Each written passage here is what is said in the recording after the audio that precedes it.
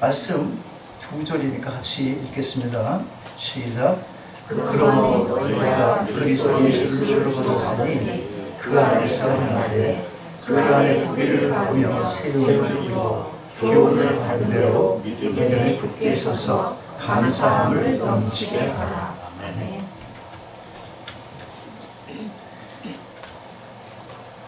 누구라도 자신이 발전하고 성장하기를 원치 않는 사람은 이 세상에 아무도 없을 것입니다. 삶의 모든 부분에서도 그렇지만 특별히 성도에게 있어서는 자신의 신앙의 성장을 스스로 발견하게 되었을 때, 내가 많이 성장했구나, 이렇게 발견하게 됐을 때 더 큰 기쁨을 느끼게 되는 것입니다. 그러나 여러분, 발전과 성장을 위해서는 변화가 필요한데 이게 쉽지가 않습니다. 대가를 요구하기 때문에 그런 것입니다. 자세를 바꾸고 마음을 비우고 희생을 요구하고 포기를 요구하기도 하는 것입니다. 더 나아가서 때때로 고난의 경험을 요구하기도 합니다. 그러면 어떻게 우리가 이런 대가를 치를 수가 있겠습니까? 내 자신의 힘으로는 불가능한 것입니다. 오직 하나님의 은혜를 입는 길, 그 한 길밖에 없습니다. 변화의 원리에서 가장 중요한 것이 바로 이것입니다. 사도 베드로가 이 원리를 알았습니다. 그래서 베드로후서 3장 18절에 보면 이렇게 기록하고 있습니다. 오직 우리 주 곧 구주 예수 그리스도의 은혜와 저를 아는 지식에서 자라가라. 그렇습니다. 변화는 하나님이 시작하시고 하나님이 완성하시는 것입니다. 제자들을 보세요. 그들이 어땠습니까? 그들은 세상의 가치 기준으로 메시아를 생각했습니다. 예수께서 세상의 왕이 되실 것을 생각하고 그런 세상에 오면 자신들이 어떤 자리에 앉게 될 것일까? 예수님 당시 제자들이라고 하는 그런 사람들 마음속에도 자리 다툼의 그 경쟁이 있었다는 것입니다. 내놓고는 못해도 속으로. 최초의 치맛바람도 그때 생겼죠. 우리 아들 양쪽에 앉혀주세요. 권력을 탐하는 모습을 보이기도 하고 주님을 부인하기도 하고 돈을 받고 팔아 넘기기까지 한 것입니다. 십자가 사건 이후에는 어땠습니까? 나는 내 갈 길로 가겠다. 뿔뿔이 흩어졌습니다. 왜 그래요? 별거 아니네. 이 세상을 바꿀 메시아로 알고 그분께서 세상을 다스리는 그런 나라가 오면 내가 한 자리 차지할까, 그렇게 기대했는데 그냥 십자가에서 어떻게 했어? 돌아가셨어. 그러니까 헛믿었다. 그래서 뿔뿔이 흩어지기까지 했습니다. 그런데 이들이 변화가 되었습니다. 언제 변화됐습니까? 언제? 오순절에 임한 성령을 받고 나서야 그들이 변화될 수가 있었던 것입니다. 그렇습니다. 성령을 받아야 합니다. 특별히 내면의 변화는 그렇습니다. 그래서 사도 바울은 고린도전서 3장 6절에서 나는 심었고 아볼로는 물을 주었을 때 오직 하나님은 자라나게 하셨다. 그렇게 기록하고 있는 것입니다. 그러면 우리는 할 일이 없으니까 가만히 있기만 하면 되는 건가? 그런 생각할 수 있을 겁니다. 그런데 그렇지가 않습니다. 하나님께서 우리의 변화를 원하시고 또 우리의 변화를 위해서 은혜를 주십니다. 그런데 이 은혜 주시는 데는 여러 가지 방편을 통해서 주시는 것입니다. 우리는 이 방편에 적극적으로 능동적으로 반응을 해야 하는 것입니다. 그런데 여러분, 이 방편이 무엇인지 먼저 우리가 살피기 전에 알 것이 있습니다. 그게 뭐냐면 우리가 영적으로 성숙해 간다는 게 뭔지를 알아야 한다는 겁니다. 영적 성숙이란 무엇을 의미하는가, 그걸 먼저 알 필요가 있다는 것입니다. 자, 영적 성숙이 무엇입니까?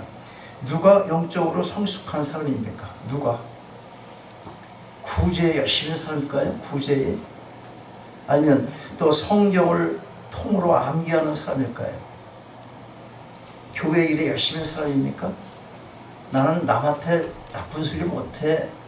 그냥 난 착하게 살아. 그게 내 인생관이야. 이렇게 생각하는 사람. 다 좋은 것입니다. 술, 담배를 끊으셨습니까? 그것도 좋은 것입니다. 효도하지 않다가 갑자기 효도의 마음이 생겼습니까? 그것도 좋은 것입니다. 그런데 지금 이렇게 얘기하는 모든 변화는 하나님께서 우리를 터치하지 않아도 할 수 있는, 인간이 할 수 있는 것들이에요. 그냥 철이 좀 들어서 변화되는 것뿐이시지 그거는 성령께서 역사하지 않아도 할 수 있는 일들인 것입니다. 제가 아직 덜 돼서요. 그래 덜 돼서 못하는 거예요. 그건. 물론 지금 제가 말씀드린 여러 이런 현상들, 상황들은, 이런 모습들은 영적으로 성숙한 사람에게 나타나는 은사일 수도 있고 또한 열매일 수도 있을 것입니다. 그러나 그 자체가 영적 성숙을 증거하지는 못합니다. 삶의 모든 영역에서 예수님이 나의 주권자 되심을 나타내는 삶의 모습이 있어야 하는 것입니다. 가장 중요한 게 뭐냐면 가치관이 바뀌어야 되는 거예요. 가치관이. 그 다음에 세계관이 바뀌고 자신의 인생관이 변화되어야 하는 것입니다. 이러한 변화가 교회 안에서나 밖에서나 구별 없이 일상의 삶의 모습으로 나타나야 하는 것입니다. 교회 와서 세상 사람들이 막 쓰는 그런 용어 교회에서 씁니까? 잘 안 쓰지 않습니까? 왜 그렇습니까? 그래도 교회에서는 그러면 안 되지. 어떤 사람의 애가 자기 친구한테 쌍욕을 하니까 교회에서 그러면 못 써 이렇게 말을 했어요. 이 말이 맞아요? 그러면 교회에서 그러면 못 써. 교회에서 그러면 못 쓰는 건 밖에서도 그러면 어떻게 돼? 밖에서도 못 쓰는 거예요. 그러면 안 된다 하는 거예요. 바뀌어야 되는 것이지. 자, 다시 말하자면 듣고 배운 하나님의 진리의 말씀에 나의 삶의 전부가 이끌려지는 삶, 그것이 곧 영적 성숙의 삶인 것입니다. 바로 이러한 영적 성숙을 위해서 하나님께서 은혜를 주시는 것입니다.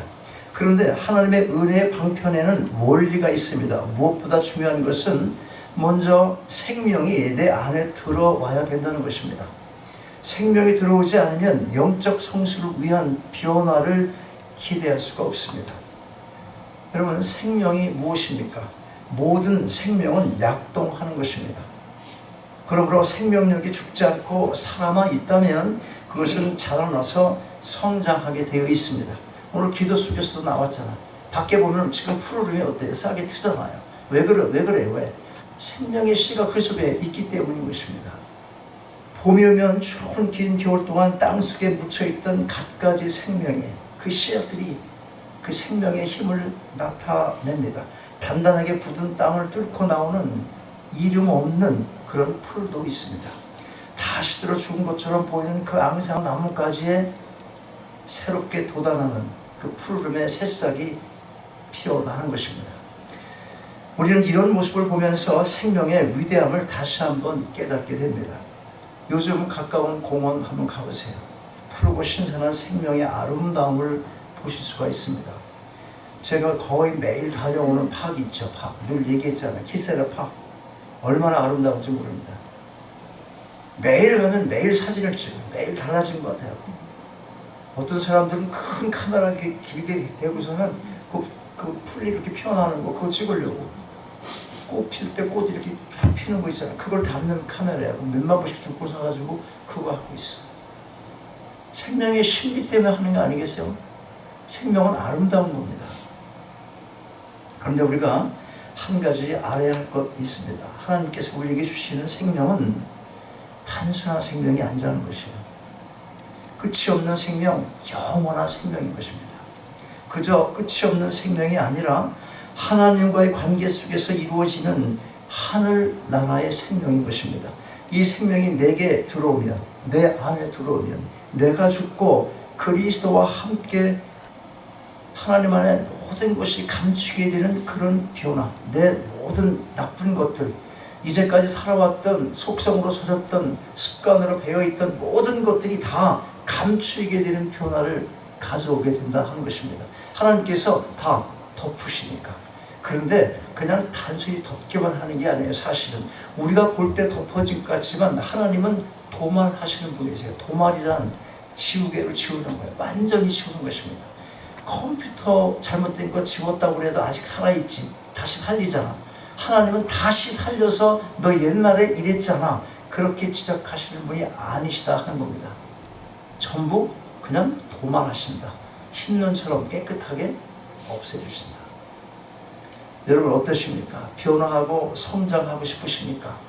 그런데 환경이 너무 어려워서 내 힘으로 불가능하다는 것을 깨닫고 계십니까?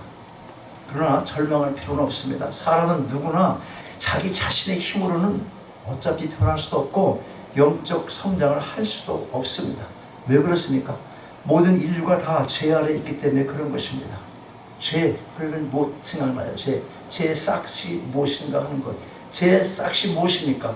죽음입니다. 죽어가게 되어 있어요. 결국은 썩어서 사라지게 되어 있는 것입니다. 그래서 하나님께서는 하나밖에 없는 독생자를 이 땅에 보내주셨습니다. 우리 죄를 구속하기 위해서 보내주신 것입니다. 이것이 바로 하나님께서 우리에게 은혜를 주시는 방편인 것입니다. 이 은혜의 방편은 전적으로 하나님의 무한하신 사랑에 기초한 것입니다. 요한복음 3장 16절 말씀 뭔지 아시죠? 이 정도는 알잖아. 시작. 하나님이 세상을 이처럼 사랑하사 독생자를 주셨으니 이는 저를 믿는 자마다 멸망치 않고 영생을 얻게 하려 함이라. 아멘. 여러분 그 독생자가 누구십니까? 예수 그리스도이십니다. 내가 곧 길이요 진리요 생명이니 나로 말미암지 않고는 아버지께로 올 자가 없느니라. 또한 요한복음 5장 26절을 보면 아버지께서 자기 속에 생명이 있는 것 같이 아들에게도 생명을 주어 그 속에 있게 하셨다고 그렇게 기록을 하고 있습니다. 요한일서 5장 12절 보면 아들이 있는 자에게는 생명이 있고 그 아들이 누구라고? 예수 그리스도.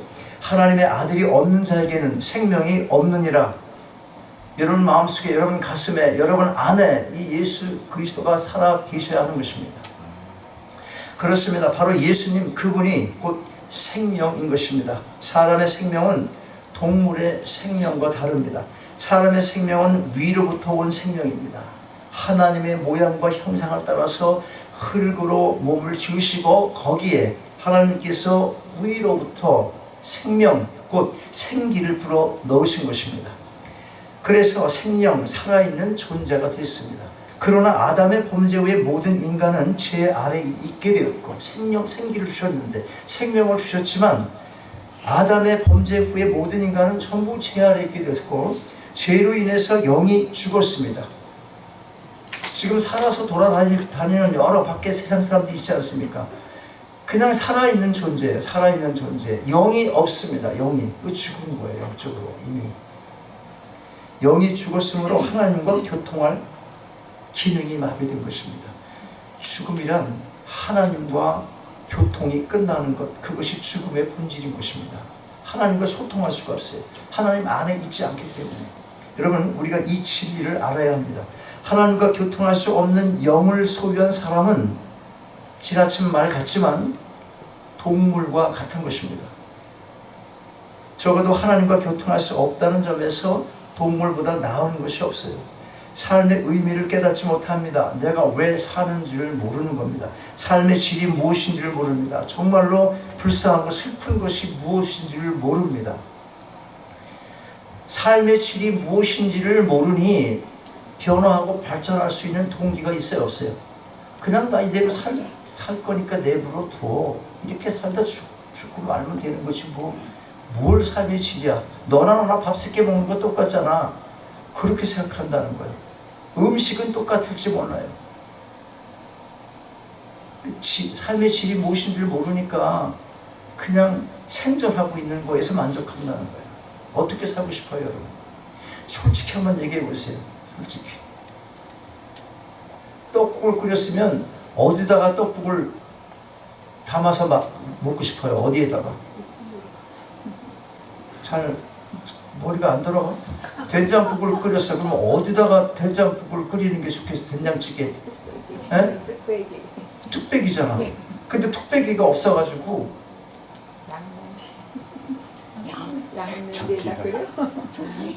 양은 냄비? 단순히 집어넣는 게 중요하지 않잖아. 우리 그걸 알아야 돼요.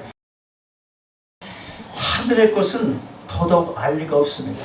삶의 질이 무엇인지를 모르는 사람은 하늘의 것은 더더욱 알 수가 없다는 거예요. 배우기를 싫어하니까 지식이 없어요. 성경에 지식이 없으니 망한다고 한 말씀을 따라서 삶은 자꾸 망가져 가고 있는 것입니다. 성경에 보면 내 백성이 지식이 없어 망한다 했어요. 호세아서 4장 6절은 이렇게 말씀합니다. 내 백성이 지식이 없으므로 망하는도다. 내가 지식을 버렸으니 나도 너를 버려 내 제사장이 되지 못하게 할 것이요 네가 내 하나님의 율법을 잊었으니 나도 네 자녀들을 잊어버리리라. 여러분, 자녀를 위해서라도 하나님을 찾으셔야 하는 겁니다. 자식한테 완전히 우리 아빠 우리 엄마 최고야 라고 듣는 부모가 이 세상에 얼마나 되겠습니까? 또 자녀가 내가 얘를 낳길 잘했어 만족해 그렇게 생각할 수 있는 부모는 또 얼마나 되겠습니까?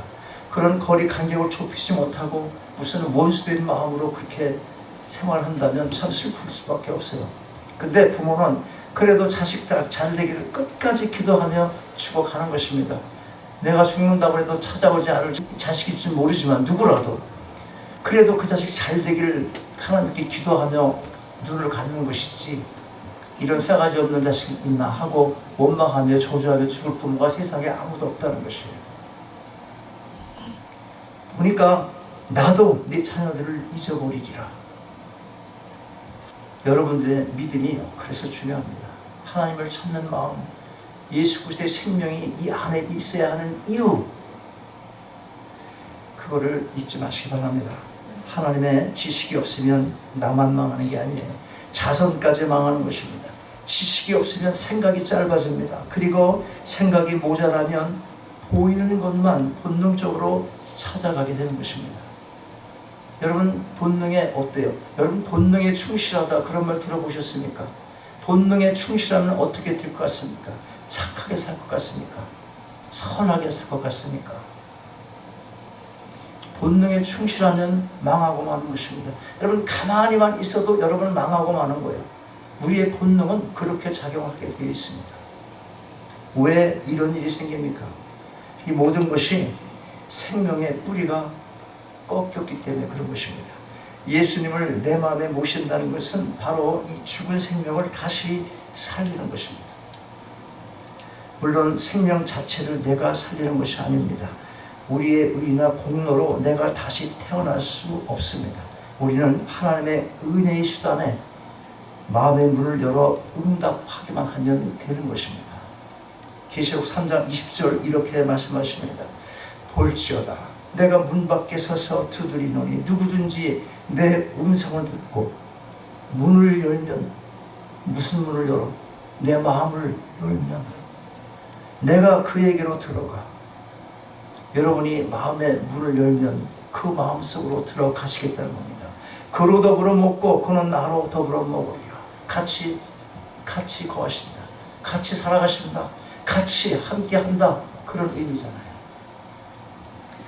여러분 어떠십니까? 여러분의 가슴에 생명이 있으십니까? 영생의 씨앗이 있으십니까? 우리는 무엇보다도 이 생명이 필요한 것입니다. 살아있는 이 생명의 씨앗이 여러분 가슴에 있기만 하다면 그것은 자라나게 되어 있습니다. 성장하게 되어 있습니다. 생명이 내 안에 있음에도 불구하고 전혀 변화가 없다면 그것이야말로 기적이 아닐 수가 없습니다. 생각해 보십시오. 어떻게 자라지 않을 수가 있겠습니까? 받아들이는 생명이 진짜라면, 우리가 진실로 주님을 내 주인으로 영접했다면 우리는 변화하고 자라게 되어 있습니다. 생명의 힘이 내 안에 있기 때문에 그런 것입니다. 나의 주인이 바뀌었어요. 집도 주인이 바뀌면 안도 바뀝니다. 또 안이 바뀌면 밖에도 바뀌게 되어 있습니다. 여러분, 차를 하나 사보세요. 안에 좀 바뀌겠죠? 새롭게 바뀌겠죠? 차 딜러에 있던 모습으로 그냥 타는 사람이 있어요. 안에 뭐 좀 치장도 하고. 그러면 비 오고 눈 오고 먼지 묻었으면 그 차 밖에 어떻게 되지? 밖에 닦지 않겠습니까? 변하는 것입니다. 주인이 바뀌면 다 변하게 되어 있는 거예요. 여러분의 인생길, 그 삶의 방향이 어떻습니까? 아직도 옛길이십니까?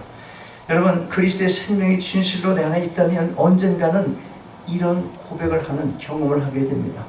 내가 참으로 많이 변했구나. 그렇게 교회 오기 싫더니, 그렇게 성경 읽기가 싫더니, 기도하기가 그렇게 싫더니 교회 못 가겠네요. 목사님 혹시 갑자기 나한테 기도시키면 어떡하지? 그래서 교회 오기 싫은 사람도 사실 있는 거예요. 그런데 내가 알아. 누구 지금 기도시키면 당황하겠다. 여러분, 내가 기도시키지 않는 사람들 있잖아. 몇 사람들 있어 없어요? 내가 왜 안 시키는 겁니까? 여러분을 배려해서 안 시키는 거예요. 갑자기 기도시켜가지고 또 은혜 떨어져 나갈까 봐. 그러니까 성경 공부 시간에 걱정하지 마요. 아무나 시키지 않으니까 기도. 자, 기도하기가 그렇게 힘이 들더니 이제 기도하는 기쁨도 있고 내가 알아서 하게 되고 자진해서 하게 되고 기도만 하는 게 아니라 말씀도 전하게 되고 누가 시키지 않아도 이렇게 되니까 그 변화를 생각하면서 내가 정말 많이 변했다. 그런 생각이 들 때 그 변화된 거예요. 성장한 것입니다. 그럴 때 기쁨이 얼마나 큰 것입니까? 특별히요, 내가 전도한 사람이 교회를 열심히 출석하고 정말 하나님을 만날 기쁨을 서로 나누게 될 때 그 모습을 보면 참 내가 죽어도 되겠다. 그렇게 기쁠 수가 없어요. 그런 기쁨이 있어야 되는 거예요. 그래서 전도하는 거예요. 그래서 상도 크고. 여러분, 이런 생각들을 하게 될 때 나타나는 게 있습니다. 뭐겠습니까? 감사인 것입니다.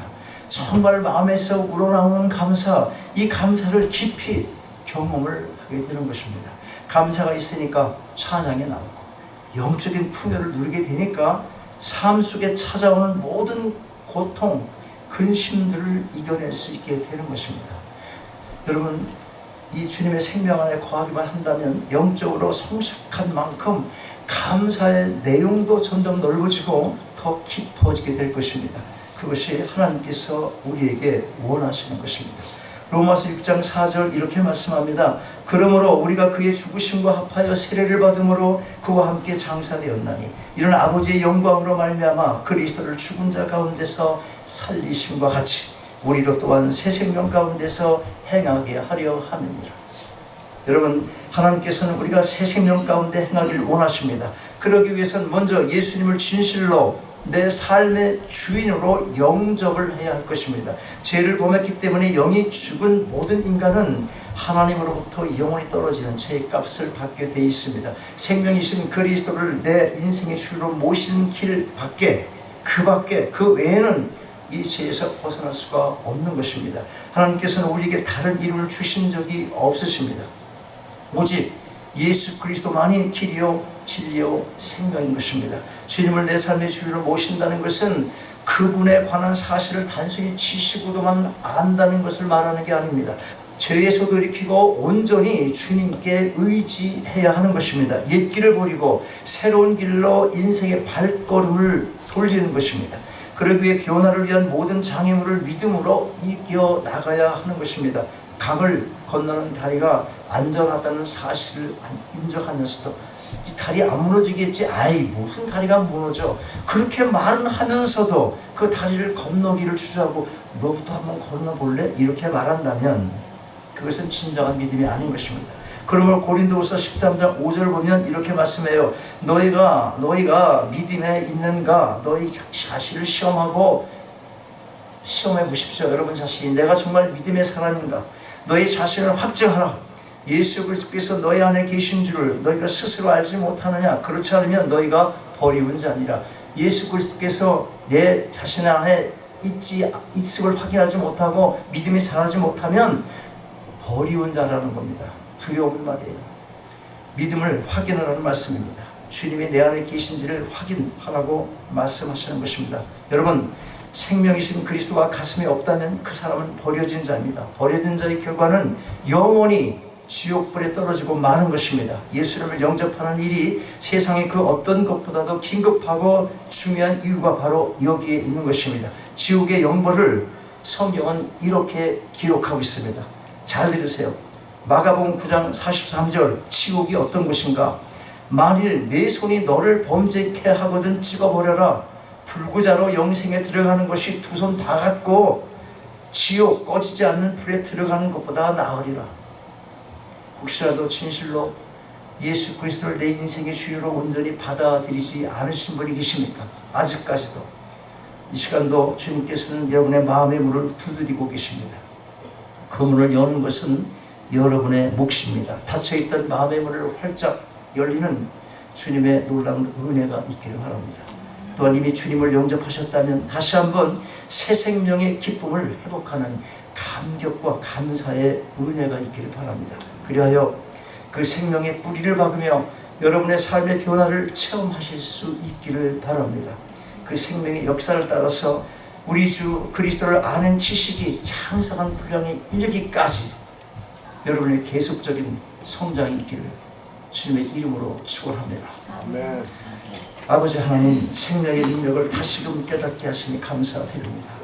교회는 나오지만 영생의 기쁨이 무엇인지를 모르는 가슴이 있다면 이 시간에 은혜 주셔서 닫힌 마음의 문을 열어 죄된 길을 회개하게 하시고 주님을 인생의 주인으로 모시게 하옵소서. 또한 주님을 주인으로 이미 모신 마음이지만 생명의 기쁨을 잃어버린 마른 심령에 탄비 같은 은혜를 주셔서 다시 한번 변화와 성장의 기쁨을 체험하게 하옵소서. 그리하여 주님의 은혜와 주님을 알아가는 지식에서 살아 더욱 성장하게 하시고 감사의 깊이와 넓이를 더하게 하여 하나님을 더욱더 찬양하게 하여 주옵소서. 생명 되신 우리 주 예수 그리스도의 이름으로 기도하옵나이다.